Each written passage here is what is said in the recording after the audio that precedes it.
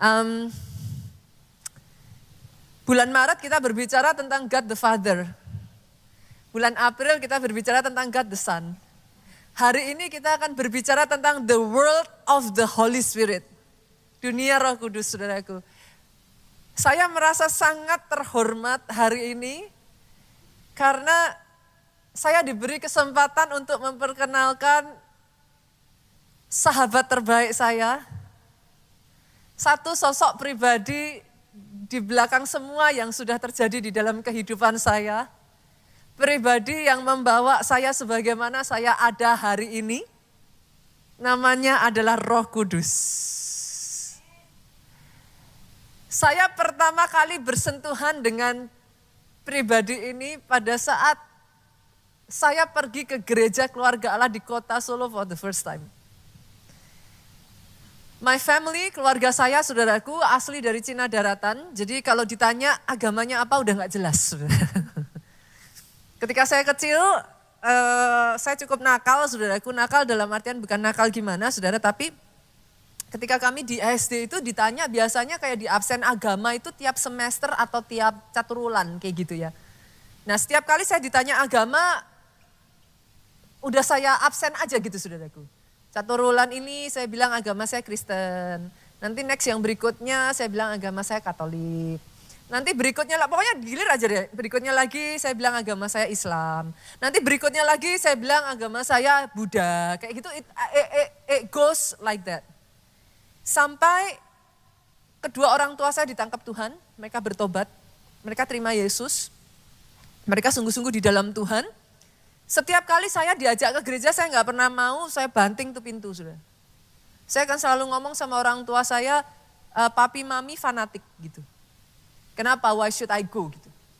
Jadi saya gak pernah mau, saudaraku, sampai satu kali Tuhan tangkap saya. Dimulai dari perubahan yang saya lihat dari papi saya. Papi saya berubah, saya penasaran gitu. What's going on gitu. Di gereja tuh ada apa sih gitu. Kenapa papi saya bisa berubah sedemikian rupa. For the first time saya ikut ke gereja, saya gak mau ada setiap orang yang lihat saya ke gereja. Saya sembunyi, saudara, gereja kita di Solo itu kayak gini karena gedung bioskop. Jadi ada kayak bertingkat begitu, saudara. Saya ingat sekali saya duduk sebelah kiri ujung belakang. Saya gak mau ada orang yang tahu saya gitu. Saya duduk kiri ujung belakang, waktu itu yang mimpin pujian Pak Samuel Dudik, kalau saudara masih ingat. Yang khotbah Pastor Obaja. Itu pertama kalinya Roh Kudus sapa saya.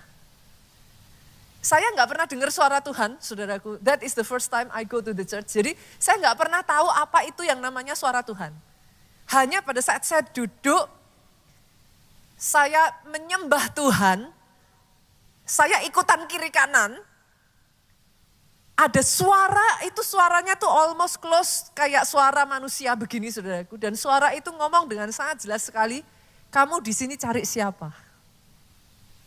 Itu saya kayak, begitu saya dengar suara itu, saudaraku, saya lihat kiri kanan saya. Karena saya pikir mungkin ya orang duduk di samping saya gitu kan, mungkin tahu saya orang baru gitu kan.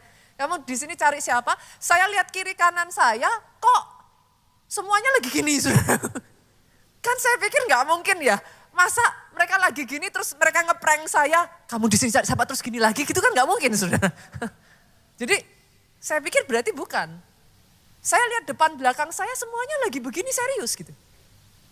Di situ saya gak ngerti siapa yang berbicara kepada saya.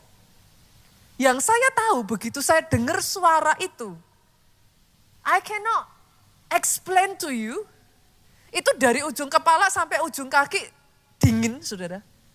Yang saya bisa, yang terjadi the next moment yang saya gak bisa melakukan apa-apa selain nangis. Saya gak pernah saudara ngalami kayak gitu atau enggak, saya nangis sejadi-jadinya, saya gak bisa nahan tangisan saya. Itu seperti bendungan jebol itu, saudaraku. Itu saya nangis, saya nangis, saya nangis. That is the first time saya merasa ada kelegaan, ada kelepasan, apa yang selama ini saya simpan, apa yang selama ini tidak saya ceritakan kepada siapapun. Itu seperti lepas hari itu. For the first time. saya berjumpa dengan pribadi yang namanya adalah Roh Kudus. Pastor, how do you know? Saya nggak tahu itu semua saudaraku. Sampai satu hari saya dengar khotbahnya Ibu Kathleen Kuhlman. Ketika dia menceritakan tentang Roh Kudus, bagaimana dia ketemu dengan Roh Kudus, perjumpaan pertamanya dengan Roh Kudus. Waktu saya dengar cerita Ibu Pak Kathleen Kuhlman ini, saya tuh iri, saya ngomong sama Tuhan, I never experience like that. Di saat saya ngomong itu, suara yang sama itu berbicara. Masa kamu lupa? It is me. Aku loh yang nyapa kamu pertama kali kamu datang di gerejaku. Wah, itu air mata saya nangis terus itu saya sudah. That is the first time I know that is the Holy Spirit. Dan dia belum berhenti sampai detik hari ini. Dia masih mengerjakan kehidupan saya. Saya berdoa ya saudaraku, hal yang sama yang dia kerjakan sementara firman Tuhan ini diberitakan dimanapun saudara duduk, Roh Kudus datang atas kehidupan saudara. For everyone it can be different, tapi saya tahu entah ada di antara saudara yang bisa ngerasain damai itu ada dalam hatimu.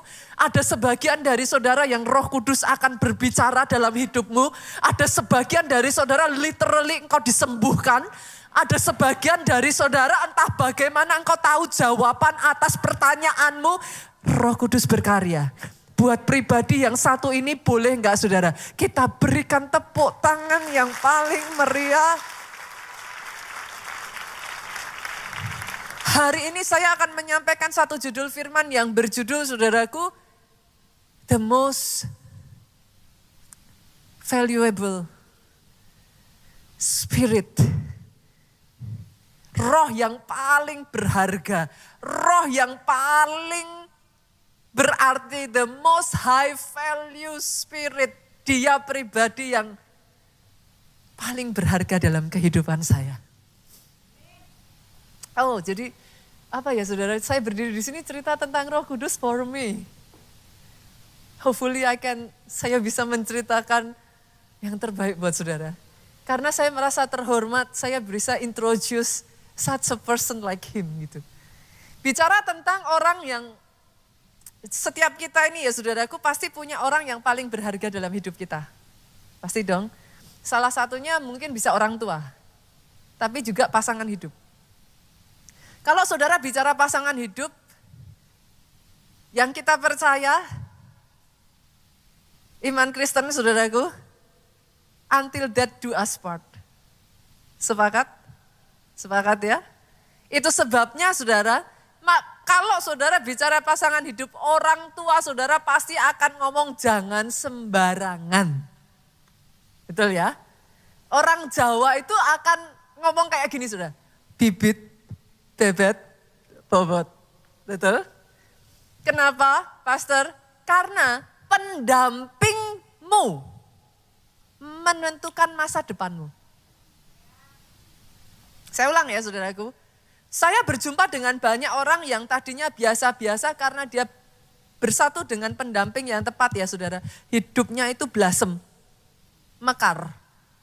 Itu seperti kayak firman Tuhan berkata ya, kesanalah berkat dicurahkan, di mana ada kesatuan. Blessing. Tapi saya juga berjumpa ada orang-orang yang karena pendampingnya enggak pas saudaraku, hidupnya jadi berantakan. Jadi hancur. Yesus di momen di mana dia akan terangkat, dia akan pergi saudaraku. Dia tahu waktunya sudah dekat. Yesus itu mengasihi murid-muridnya begitu rupa ya saudaraku. Sampai Yohanes 14 ayat 16 sampai 17 bagian A ngomong, aku pergi. Tapi aku akan minta Bapakku memberikan kepadamu penolong yang lain. Yang akan bersama dengan engkau sampai selama-lamanya. Ayat 17a ngomong gini, yaitu roh kebenaran. Nah sudah dimunculkan ya saudaraku. Dia akan diam di dalam kamu, menyertai kamu selama-lamanya. Dia roh kebenaran. What is my point? Tadi kita berbicara pasangan hidup, kita berbicara itu untuk seterusnya ya saudara.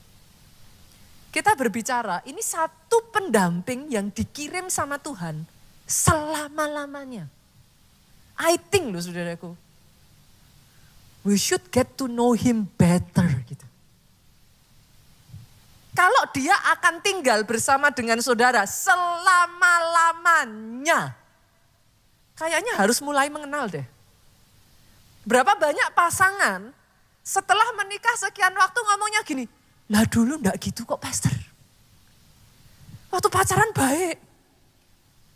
Lah sekarang saya enggak kenal pastor. Saudara ngerti yang saya maksudkan? Kalau Roh Kudus dikirim untuk bersama dengan engkau selama-lamanya, kenali dia, libatkan dia, ajak dia dalam kehidupanmu. Jangan tinggalkan, jangan lepaskan. Saudara harus kenal terlebih dulu siapa dia yang tinggal di dalammu. Sepakat ya, sepakat ya. Jadi saya akan bawa saudara pakai terminologi bibit, bebet, bobot tadi. Jangan ada yang nanti datang sama saya ngomong kayak gini, ih pastornya sesat. Loh kenapa kok sesat? Coba cari dalam Alkitab, apa ada tulisan bibit, bebet, bobot gitu. Saya disclaimer dulu saudaraku, karena kadang-kala yang namanya jemaat itu aneka ragam ya. Jadi saya ingin mengatakan kepada saudara, ini adalah cara untuk saya menjelaskan. Jangan salah paham ya. Oke ya, kalau saudara cari di dalam Alkitab bahasanya nanti lain. Jadi kalau saudara cari bibit, bebet, bobot, gak ketemu saudaraku. Boleh dimengerti ya saudaraku, jangan sampai salah paham ya. Oke, sekarang saya bawa saudara satu persatu, bibit dulu. Apa itu bibit saudara? Apa? Ada yang tahu bibit artinya apa? Asal usul. Nah, bibit itu asal usul, sederhananya gini. Siapa sih Roh Kudus? Kalau saudara mau bersama dengan pasangan saudara, kan harus dulu tak tahu dulu toh siapa dia. Keluarganya kayak apa? Seperti apa lingkungannya? Dibesarkan dengan cara bagaimana? Kan gitu. Nah sama, kalau kita mau hidup bersama dengan Roh Kudus, siapa sih Roh Kudus? Boleh saya bagikan saudaraku siapa Roh Kudus? Yang pertama, Roh Kudus bukan benda. Pastor tahu kali. Tahu kali kalau Roh Kudus bukan benda? Kadang tahu, tapi enggak tahu. Nanti saya jelaskan saudara, kenapa saya tekankan kata-kata ini. Roh Kudus bukan kuasa. He is all powerful, tapi dia bukan kuasa. Dia roh yang berkuasa, tapi dia bukan kuasa. Kenapa saya tekankan ini? Itu sebabnya saya menyebut dengan siapakah Roh Kudus.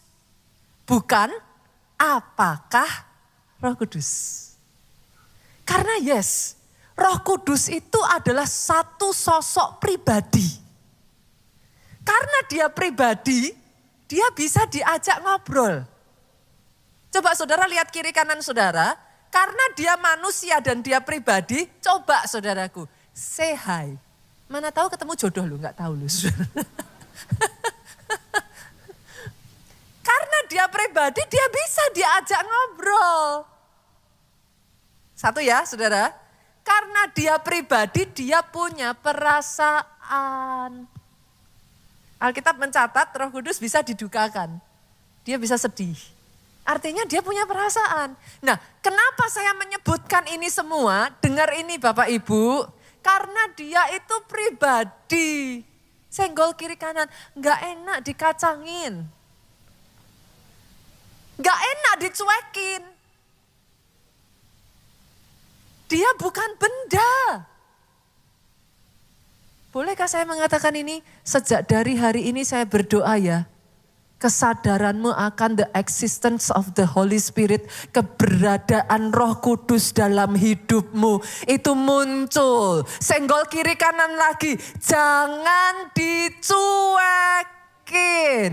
Aminnya yang paling keras. Makanya saya menekankan dia bukan benda. Saudara bisa bilang kepada saya tahu pastor. Kalau tahu diajak ngobrol. Pagi pagi hari kau bangun, sapa dia. Good morning Holy Spirit. Bapak Ibu yang sudah menikah suami istri, kalau lagi berantem, diam-diaman, satu kamar loh, jalan tek. Saya tanya, kalau kayak gitu biarpun di rumah bersama-sama enak enggak? Nah, perasaannya Roh Kudus kayak apa? Alkitab mengatakan, tubuhmu bait Roh Kudus. Engkau bukan cuma sekamar sama Roh Kudus, saudaraku. Tubuhmu bait Roh Kudus itu artinya apa? Coba, dia tinggal dalam kamu. Artinya apa? Satu tubuh ini, kita sharing saudara. Loh, bukan hanya roh kita saja yang di dalam tubuh ini, ada Roh Kudus. Lah kalau sekamar aja dicuekin gak enak, lah kalau barengan gini dicuekin rasanya apa? Yang mengerti katakan amin. Mulai hari ini libatkan Roh Kudus. Ajak ngobrol, minta nasihat. Jangan datang kalau sudah kacau. Datang kalau masalah. Boleh? Sejak hari ini? Dalam kehidupan saya ya saudaraku, saya tuh ngalami ya. Berkali-kali ya saudaraku. Itu sebabnya saya tuh seneng loh nyeritain kepada saudara cerita-cerita yang kayak daily life. Apa kalau bahasa saya tuh saya nyebut dengan istilah receh gitu. Receh itu apa? Cerita kecil-kecil dulu saudaraku, cerita yang kayak sehari-hari gitu. Saya tuh karena sejak dari pertama jumpa Roh Kudus itu sampai detik hari ini, saya terbiasa kayak ngelibatin. Percaya nggak percaya saudara, sampai kayak milih baju aja saya libatin Roh Kudus. Dan saya senang ngelakuin itu. Saya tuh kayak apa ya, at first itu kayak saudara itu self-talking. Kayak ngomong sendiri itu loh. Ngomong dijawab sendiri, ngomong dijawab sendiri. Kok bisa gitu pastor? Lah kan tinggal di dalam engkau tuh. Itu tuh kayak, jadi suaranya saudara itu jangan berharap kayak, halo, gitu enggak saudara. Itu tuh kayak, apa sih ya, saudara kayak ngomong sama diri sendiri itu loh. Tapi ketika saudara sudah kayak menyadari eksistensinya Roh Kudus itu begitu dekat, itu nanti akan terjadi percakapan dua arah. Nanti saudara akan ngerasain di mana saudara tanya ya, dijawab. Saudara mau ngelangkah, kayak ada yang ngarahin gitu loh, ke sana. Ini, ketemu itu, oh ini. Dan langkah, Daud kemarin firmannya ngomong, langkah orang benar diatur oleh Tuhan. Itu. Jadi kayak kita jalan itu enggak sendiri. Nanti di situ udah tahu Tuhan bakalannya gini ditata. Di situ bakalan diatur. Diizinkan jatuh, Tuhan lihat bukan Tuhan jahat. Tapi dia tahu kalau enggak jatuh lanjut, bukan cuma jatuh, terjun bebas. Karena diizinkan jatuh, enggak jadi lanjut kan. Putar balik kan, selamat. Saudara ngerti yang saya maksudkan? Boleh ya, nangkap ya. Satu waktu beberapa hari yang lalu saudaraku, saya karena ajak anak saya yang besar ke Nigeria. Jadi kami ngurus kalau ke Nigeria salah satu syaratnya tuh SKCK saudara. Kami harus ngurus SKCK bikin itu apa namanya rumus sidik jari ya. Nah, rumus sidik jari. Saya sama keluarga karena udah pernah, saya sama suami udah pernah, udah gak perlu gitu saudara. Kita tinggal kayak memperpanjang aja. Tapi karena anak saya masih baru, jadi ini for the first time gitu kan. Nah, saya ajak dia karena dia udah mau kuliah, saudara cepet ya. Saya udah punya anak yang mau kuliah loh saudaraku. Aduh, cepet sekali waktu itu berjalan saudara. Karena dia udah mau kuliah, saya berpikir, Ci, saya panggil dia Ci karena anak paling besar kan. Ci, mau gak ikut mami ke Nigeria? Saya tuh sudah berpikir jawabannya dia tuh kayak kebanyakan orang yang saya ajak gitu. Ayo ke Nigeria. Terima kasih pastor. Karena saya ngerti gitu kan kayak di Nigeria tuh pastor ngapain ke Nigeria gitu. Shopping juga gak bisa. Saya tuh pernah saudaraku ke Nigeria sudah siap-siap. Dasar cewek gitu bawa uang gitu kan. Nanti wah mau beli apa. Sampai sana gak bisa beli apa-apa saudara. Karena gak ada apa-apa saudaraku. Jadi saudara ke sana itu murni benar-benar adalah saudara itu cari Tuhan titik gitu. Nah, jadi waktu saya ngajak anak saya, Cik mau nggak ikut ke Nigeria? Kenapa saya ajak dia, saudaraku? I personally feels kayak bukan satu kebetulan. Jessica itu udah ikut saya di Nigeria waktu dalam perut saya. The first time I go to Nigeria is 18 years ago. Itu saya masih bawa drum, saudaraku. Jessica itu masih di perut. Jadi saya ngomong sama dia gitu. Yuk ikut, saya bilang. Dan dia mau. Jadi kita nguruslah saudaraku SKCK karena udah ditagih nih, ayo cepet-cepet sudah harus dikumpulin karena harus namanya dimasukkan untuk didaftarkan dapat surat dari sananya gitu saudara. Saya bilang bisa nggak ditunda besok Senin karena ini sudah hari Jumat udah jam segini. Saya posisi itu udah jam 2 kurang jadi setengah 2 lebih saudaraku. Saya tuh udah aduh. Saya tanya sekretaris saya, ini Polres tutup jam berapa ya gitu kan. Dijawab sama sekretaris saya kayaknya jam 2 deh gitu. Hah? Saya lihat jam. Hah? Kan kayaknya nggak mungkin gitu saudara. Saya mau gimana secepat apapun saya kayaknya nggak mungkin. Tapi saya cek sambil saya jalan saya cek di internet katanya jam 3 gitu kan. Anyway lah saya pokoknya cepet-cepetan saya ganti baju udahlah saudaraku. Saya sampai nggak sempat baca persyaratannya saudara. Di on the way saya cuman pokoknya sekiranya aja saya bawa itu aja semua. 1, 2, 3, 4, 5 pokoknya saya nggak ngerti deh persyaratannya apa. Saya bawa aja yang penting aman gitu kan. Sampai di sana karena kita kan masih harus ganti baju, masih ini, masih itu kan saudaraku. Saya sampai Polresnya cukup gede saudara. Terus waduh ini di mana ya? Karena naik parkirnya muter kan saudaraku sampai atas lantai 5 gitu kan.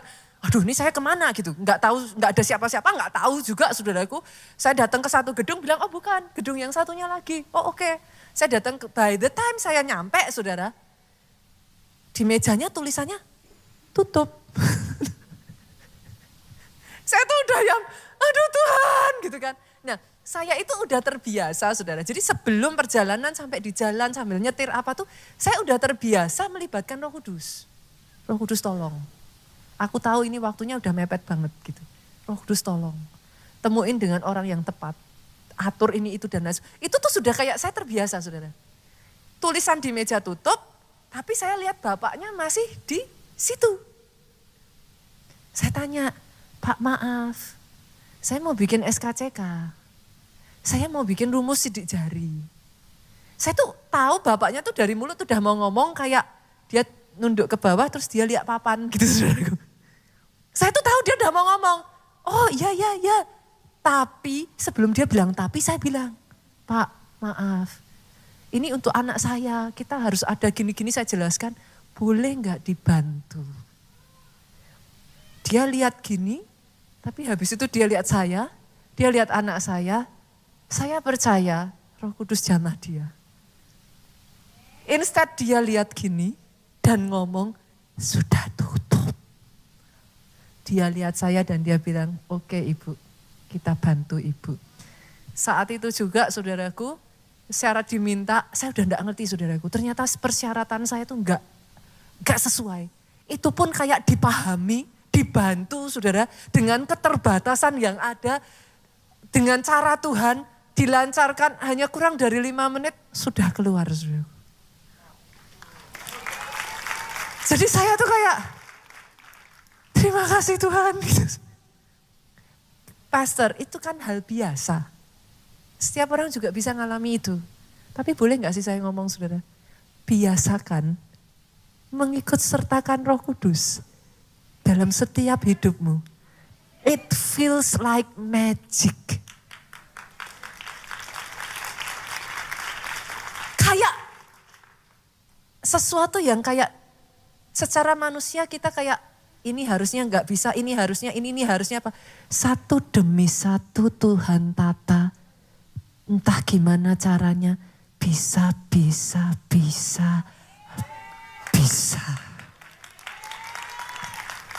Dia bukan hanya mau terlibat saudaraku, dia sudah terlibat sejak dari awal penciptaan. Kita lihat ya, Kejadian 1 ayat 1 sampai 2 ngomong gini.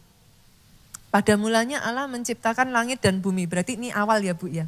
Ayat 2, bumi belum berbentuk dan kosong, berarti belum ya. Saudaraku belum tercipta apapun. Gelap gulita menutupi samudra raya, dengar ini. Roh Allah melayang-layang di atas permukaan laut. Jadi sejak awal penciptaan dia sudah ada. Pastor, lah bagaimana dengan saya? Kalau awal penciptaan kan Adam dan Hawa ya. Terus kami bagaimana? Ayatnya ya saudara, kita lihat ya. Ayub yuk. Pasal 33 ayat 4. Roh Allah telah membuat aku. Siapa yang membuat saudara dan saya? Siapa roh Allah?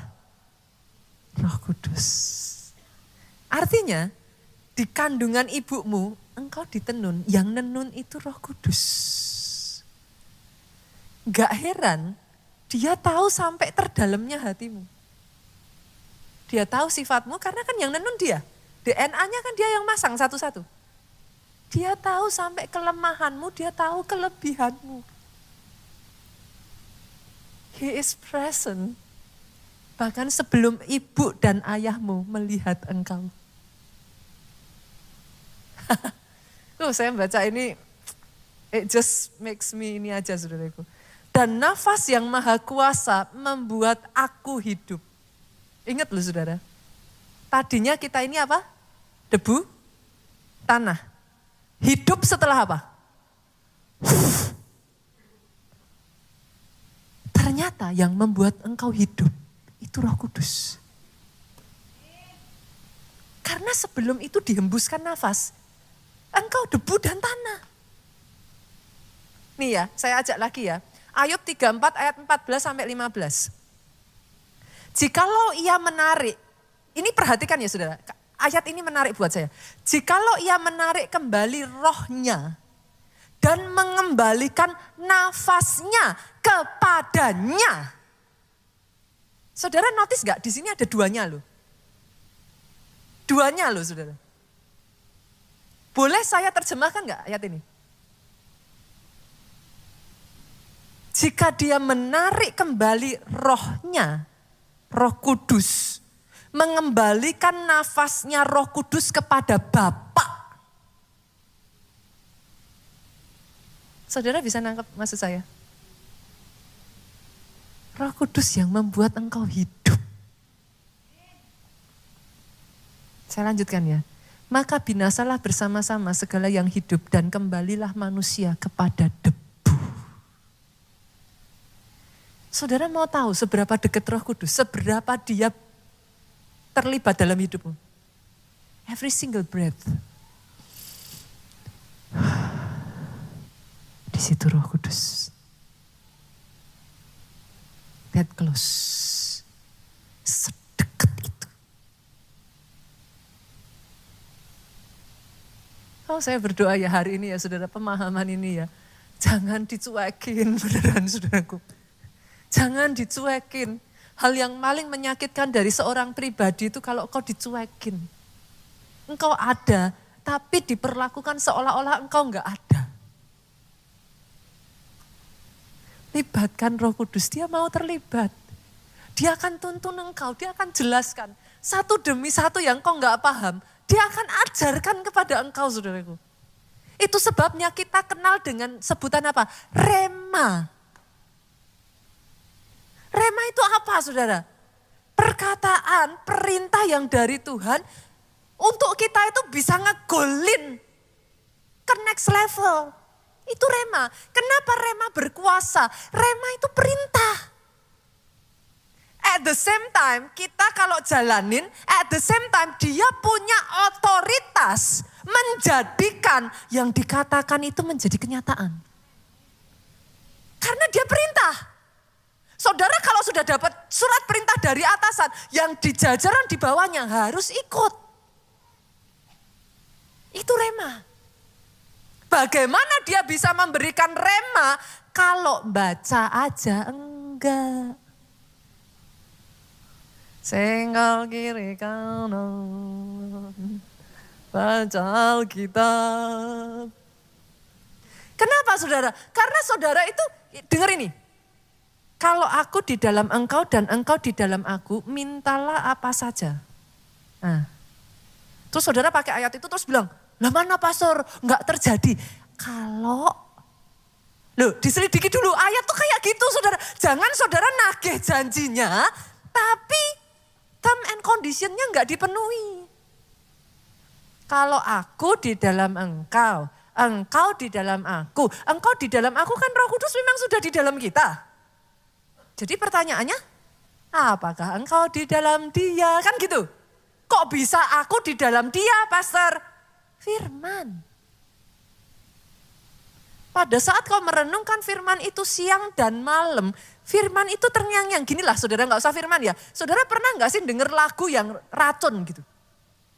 Saudara denger lagunya itu terus terngiang-ngiang. Jalan kemana ingat lagu itu. Tanpa sadar mandi nyanyi lagu itu. Saudara ngerti yang saya maksud kan? Kok bisa? Karena lagu itu saudara renungkan siang dan malam. Lagu itu di dalammu. Saudara ngerti yang saya maksudkan?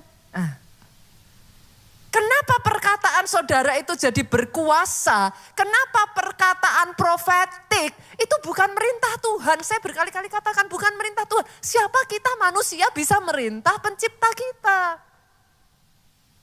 Kenapa dia powerful? Karena yang kita perkatakan itu firman-Nya. Jadi powerful karena terlepas dari kita yang sebenarnya tidak mampu, kita bersepakat sama dia, mempercayai kemampuannya Bapak Tuhan untuk menjadikan firman-Nya, kita memperkatakan dengan iman, dia jadikan bukan karena kita, karena memang itu firman-Nya. Oh, boleh saya dengar tepuk tangan yang paling meriah buat Yesus Tuhan kita. Jadi jangan buru-buru marah sama Tuhan dulu. Mana? Lah ya mana gitu saudaraku. Sudah belum? Firman-Nya sudah belum? Baca sudah belum? Tinggal enggak firman itu di dalam kita? Ketika itu kawin saudara. Dia tinggal di dalam aku, firman-Ku. Aku tinggal kan. Firman itu kan Yesus. Dia menjadi tubuh toh. Daging toh. Firman-Ku tinggal di dalammu. Mintalah apa saja. Yang mengerti amennya yang paling keras. Yang mengerti dan mau melakukan. Karena saya tahu mengerti aja gak cukup saudara. Saudara hari ini boleh ya benar Pastor, ya. Pulang lupa. Kalau saudara mengerti dan melakukan ini ya, saudara akan melihat dalam sepanjang kehidupan saudara ya. Saudara akan mengalami keajaiban demi keajaiban demi keajaiban demi keajaiban yang tidak berkesudahan. Itu kayak mengikuti engkau kemanapun engkau pergi. Because it's real gitu. Nah saya akan saksikan ini ya saudaraku. Tadi yang jam 10 orangnya datang, ini orangnya nggak datang. Kita lihat videonya ya. Boleh dimunculkan kesaksian dari salah seorang SG kita yang ada di Jogja saudaraku. Ketika dia berjalan dengan rema yang dari Tuhan, apa yang Tuhan kerjakan dalam hidupnya. Semuanya, saya ingin menyaksikan apa yang Tuhan kerjakan di dalam hidup saya dari sejak 5 April 2023 sampai hari terakhir kemarin tanggal 29 April. Saya berjuang melawan kanker kolon stadium 4 yang saya alami, dan semua proses yang saya jalani, kemo 8 kali dan radiasi 25 kali, itu hasilnya harus difinalisasi dengan satu langkah bernama PET scan. Ketika saya mau berangkat ke Pineng kemarin, itu saya terima satu rema dari Tuhan, yaitu di Markus 11 ayat 24. Tuhan katakan begini, karena itu aku berkata kepadamu, apa saja yang kamu minta dan doakan, percayalah bahwa kamu telah menerimanya, maka hal itu akan diberikan kepadamu. Tuhan ajari saya, apa yang kamu minta dan doakan, percayalah bahwa kamu sudah menerimanya. Seperti hari-hari yang sebelumnya, berbulan-bulan lalu ketika saya kebingungan, ketika saya ketakutan menghadapi operasi, menghadapi kemo, menghadapi terapi radiasi, Sebelum saya lakukan, jalani semua tindakan itu, Tuhan selalu berikan rema demi rema. Efesus 2 ayat 10, Keluaran 33 ayat 14, dan semua itu menguatkan saya, meneguhkan saya. Saya tahu, saya percaya sekali, satu rema dari Tuhan itu lebih dari cukup. Dan ketika kita percaya kepada rema perkataan Tuhan itu, Roh Kudus mewujudkannya, Roh Kudus membuktikannya. Dan hari ini, ketika saya melihat semua rema yang Tuhan pernah berikan kepada saya catat itu satu persatu, tanggal demi tanggal. Saya membuktikan semua itu nyata, semua itu terjadi. Begitu hebatnya Roh Kudus yang menyertaiku. Saudara, tidak ada kata lain untuk Bapak Ibu Saudara semuanya, untuk kita semuanya. Di dalam iman kita kepada Tuhan, percayalah, Roh Kudus itu pribadi yang nyata. Dia terus mendampingi kita dalam semua yang kita hadapi. Jangan pernah ragu-ragu, karena Roh Kudus penolong itu, penghibur itu, ada bersama dengan kita.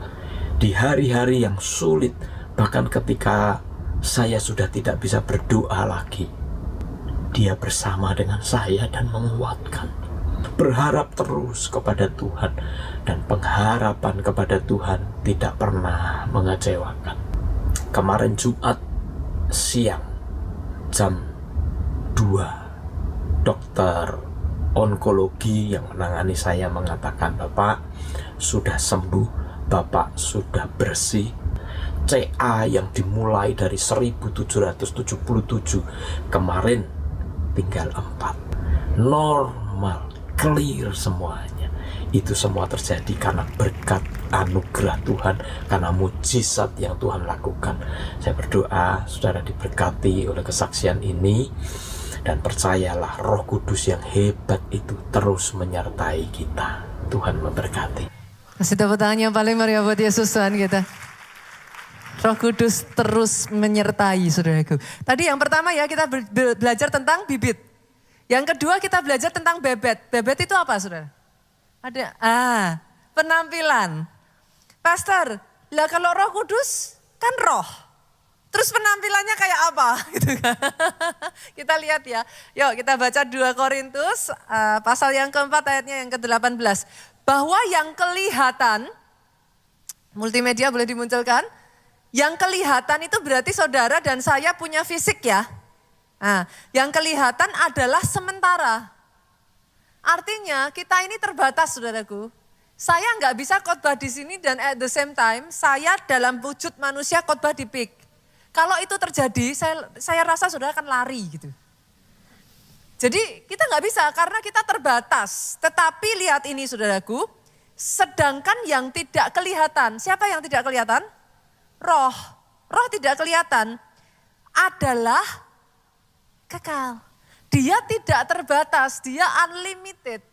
Itu sebabnya Yohanes pasal yang ke-16 ayat 7, Yesus tuh ngomong gini, adalah lebih berguna bagi kamu jika aku pergi. Kenapa? Karena Yesus tahu dalam tubuh manusianya dia terbatas. Dia nggak bisa ada di satu negara and at the same time ada di negara lain, nggak bisa. Dia pergi, Roh Kudus diutus. Dimanapun engkau berada, kemanapun engkau, setiap saat 24 jam dalam sehari, 7 hari dalam seminggu, 30 sekian ataupun 31 hari dalam 1 bulan, dia ada bersama dengan engkau. Itu sebabnya Yesus ngomong adalah baik kalau aku pergi. Nah pertanyaannya sekarang gini saudara, kalau gitu penampilannya Roh Kudus itu kayak apa? Alkitab sebagian menyebutkan Roh Kudus itu diibaratkan seperti api. Betul ya? Ada lagi sebagian Roh Kudus itu diibaratkan seperti angin, wind. Sebagian lagi menyebut dia seperti air. Sebagian dari saudara tanya, lah kalau gitu Roh Kudus kayak apa pastor? Boleh nggak saya kasih satu gambaran tentang Roh Kudus ini yang mind blowing buat saya? 1 Korintus 3 itu ngomong, tubuhmu adalah bait Roh Kudus. Saya ulang ya. Tubuhmu adalah bait Roh Kudus. Boleh enggak saya pakai kata-kata ini? Berarti tubuhmu, dirimu adalah casingnya Roh Kudus. Masuk akal enggak saudara? Masuk akal ya? Berarti kalau gitu, kalau orang mau lihat Roh Kudus, lihat saudara kan? Jadi terasa berat gak saudara? Mulai dari hari ini, ingat-ingat perkataanmu, tindakanmu, perbuatanmu, pemikiranmu, apa yang kau kerjakan, menceritakan tentang Roh Kudus kepada orang di luar sana. Let's do our best. Karena orang gak bisa lihat Roh Kudus. Tapi Alkitab bilang, Roh Kudus tinggal di dalam kita. Berarti kalau kita izinkan Roh Kudus driving us, dia ngajak kita ngelakuin ini, ngelakuin itu. Kalau mau ngomong kata-kata kasar, diam. Dan kita ikuti. Lama-lama kita jadi seperti dia enggak? Nah, ketika kita jadi seperti dia, isn't it easier orang lihat saudara, dia di dalam saudara? Boleh? Oh, saya berdoa ya saudaraku, pembukaan ini merubahkan hidupmu. Saudara jadi lebih hati-hati melangkah, saudara jadi lebih hati-hati berkata-kata. Kalau ngelakuin sesuatu bukan cuma baik di gereja saja. Loh kan, Roh Kudus kan gak cuma di dalam gereja toh. Bersama dengan saudara toh. Berarti ketika saudara di tempat kerja ada Roh Kudus gak? Ketika saudara bahkan dimanapun Tuhan taruh saudara ada Roh Kudus gak? Cara orang bisa lihat Roh Kudus gimana? Ya. Senggol kiri kanan yuk, jaga hidupmu yuk. Gak main-main loh saudara. Saudara representatif dari the most high value spirit in the world. Itu sebabnya saudaraku, saya tuh semakin menyadari ya. Saya tuh berusaha untuk membawa Tuhan, what can I do gitu. Dulu di gereja kita ini termasuk sebenarnya salah satu gereja yang sering sekali mengadakan aksi sosial saudara. Hanya saja kayak apa ya saudaraku, kita tuh kadang bingung ya, what should we do gitu. Nah waktu-waktu terakhir ini, boleh gak saya tayangkan videonya saudara? Karena tadi sedang berbicara tentang Roh Kudus di dalam kita. Boleh gak sih setidaknya gereja ini juga mempermuliakan nama Tuhan dari apa yang kita lakukan? Boleh ya, kita lihat sebentar ya, yuk boleh ditayangkan. Ini kegiatan ketika kita melayani di berbagai tempat, ini baru saja kita melayani di Lapas Salemba, saudaraku. Peresmian di sana, saudara. Kegiatan-kegiatan yang kita lakukan terakhir, coming tanggal 14 sampai 19 Juni. Saya ajak ya, saudara yang mau ikut, kita melayani di Nias, saudara. Kita akan melayani di Nias, sudah ya. Oke, kita kasih tepuk tangan dulu. Nanti tanggal 14 dan 19 Juni rombongan dari kumpulan bukan hanya Jakarta saja, dari beberapa kota kita akan berangkat ke Nias, saudara. Kita akan melayani teman-teman yang ada di sana. Termasuk salah satunya, saudaraku, kita akan mengadakan KKR juga. Kita akan mengadakan bakti sosial pelayanan masyarakat di sana. Bukan hanya itu juga, karena di Nias itu sebenarnya kalau mau dikatakan ya saudaraku, banyak saudara seiman kita itu banyak. Tapi seringkali teman-teman yang ada di saudaraku, pulau di luar Jawa ini nih merasa kering gitu. Tidak banyak yang gimana ngomongnya ya. Sehingga akhirnya kalau rohnya kering, they do not do much gitu saudaraku. Itu sebabnya saya ajak saudara, yang tergerak? Ayo ikut bareng-bareng. Bawa apimu. Tularkan api saudara sehingga melalui kehidupan saudara, api teman-teman kita yang ada di Nias dikobarkan kembali. Mereka boleh dibawa ngalami kegeraan yang terjadi di sini juga terjadi di Nias. Sepakat ya? Sepakat ya? Dimulai dari siapa saudara? Saya. Bibit, bebet.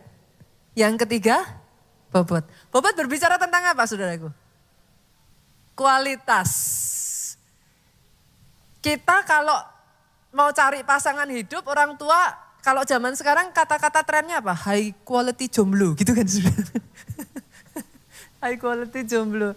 Nah, Roh Kudus ini punya kualitas yang luar biasa saudara.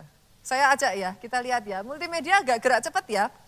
Ayat-ayatnya ya, Yohanes 16 ayat 7 sampai 8. Roh Kudus membuat kita insyaf, sadar. Manusia itu ya incapable of change, dalam artian gini saudara. Saudara kalau lihat ya, kebanyakan 90% lebih orang itu kalau udah begitu ya patternnya begitu saudara. Susah berubah.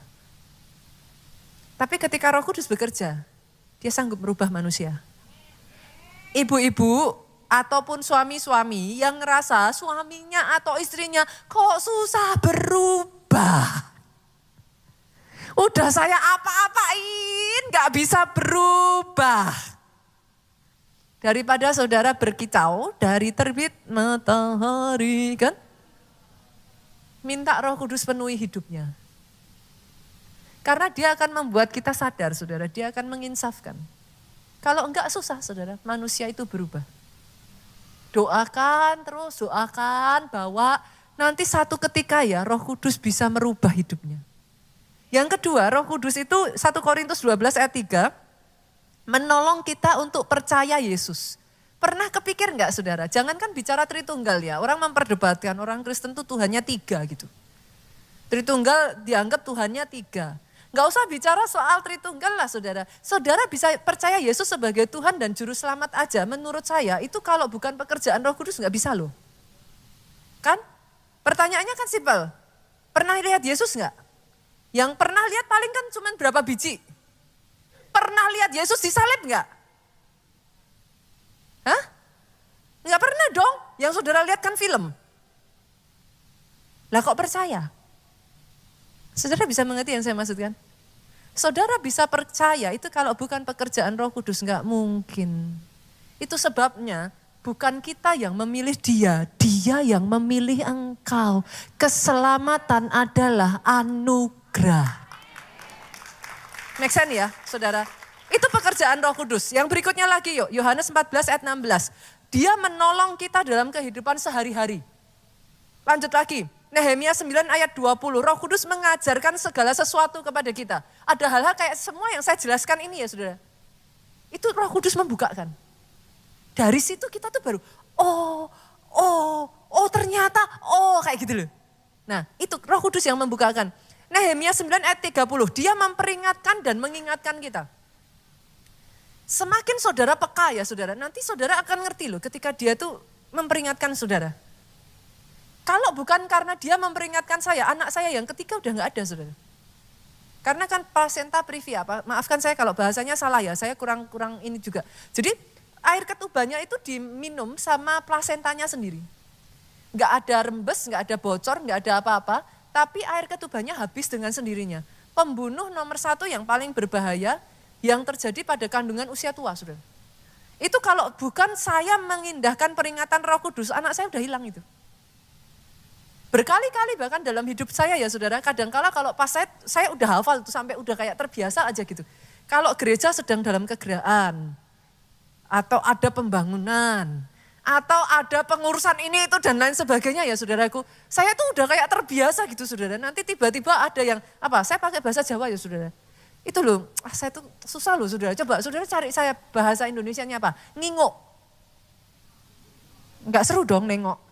Nengok tuh kayak gini, ngingok tuh gini loh saudara. Ini ada dinding nih ya, saudara nggak bisa lihat ya. Ngingok tuh gini loh.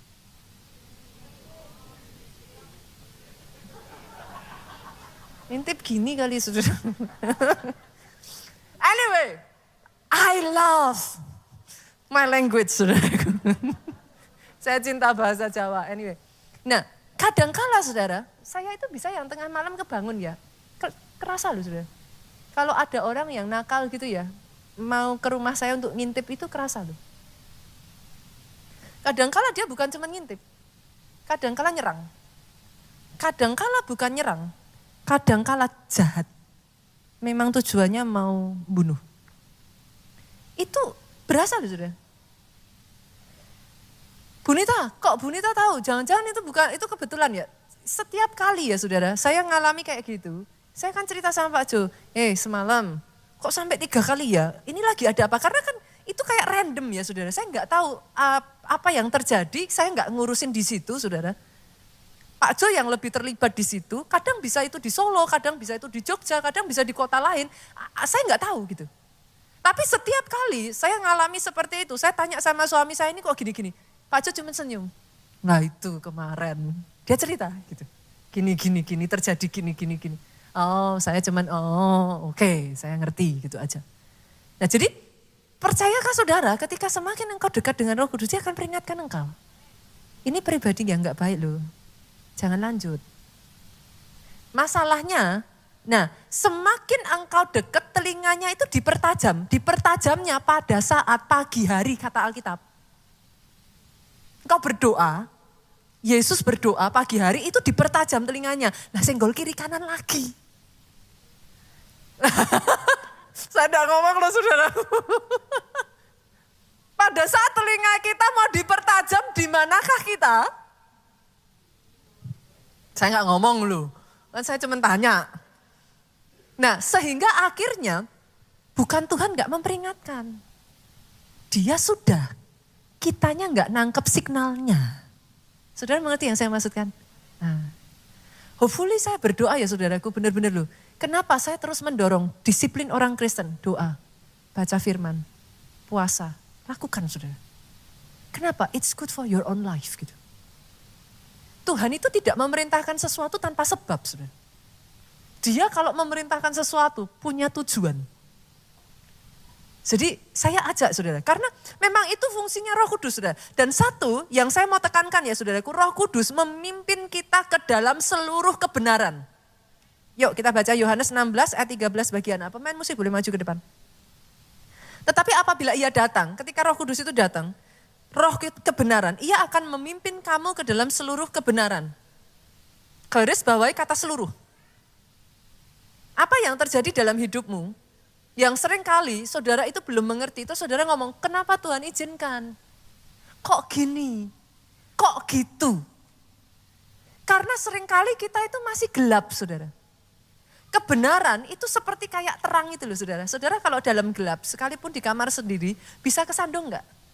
Nah, sekalipun itu kamar saudara sendiri loh, saudara sudah hafal kan letak-letaknya. Tapi ketika di dalam kegelapan, bisa enggak kadang kejedot? Bisa ya? Kadang juga bisa nginjak sesuatu yang tajam karena gelap gak kelihatan. Nah kebenaran itu seperti terang. Firman Tuhan ngomong apa? Firmanku pelita bagi. Nah, kebenaran itu akan memunculkan apa yang tadinya kau gak bisa lihat. Yang membuat saudara tuh meragukan Tuhan. Tuhan tuh masih sayang gak toh? Tuhan tuh masih menyertai gak toh? Kok aku ngalami kayak gini, kok Tuhan gak ikut campur, kok diizinkan? Kadangkala kalau kita belum bisa melihat kebenaran itu, kita salah paham. Akhirnya kita meninggalkan Tuhan, kita kecewa, kita mundur dari Tuhan. Make sense Bapak Ibu? Saya berdoa ya saudara, biar firman ini ya, nanti 1 bulan ini buat saya menarik sekali saudaraku. Talking about saudara saya gak tahu ya. Setiap kali saya khotbah tentang Roh Kudus ya, buat saya ya, khotbahnya tuh jadi ringan. I feel like as though kayak ada yang bantu saya gitu. Ya, saya nggak mau menimbulkan ini ya, nanti kayak disangka salah gitu. Emangnya khotbah yang lain berat pastor gitu kan. Enggak, tapi saya sadar saudaraku. Bahkan pada saat saya menceritakan saudara tentang pribadi Roh Kudus ya, sesungguhnya saya kalau bisa ngomong sama saudara ya, he is very happy. Saya tuh bisa ngerasain kayak, satu pribadi yang kepengen memperkenalkan dirinya kepada saudara gitu. I am here, you are not alone. Engkau nggak harus mengalami semuanya sendirian. Engkau nggak harus berjuang sendirian. I am here. Dan aku mau menolong engkau. Aku ada, bahkan di saat di titik orang yang terdekat dengan engkau aja tidak bisa mengerti hatimu. I know. Libatkan dia.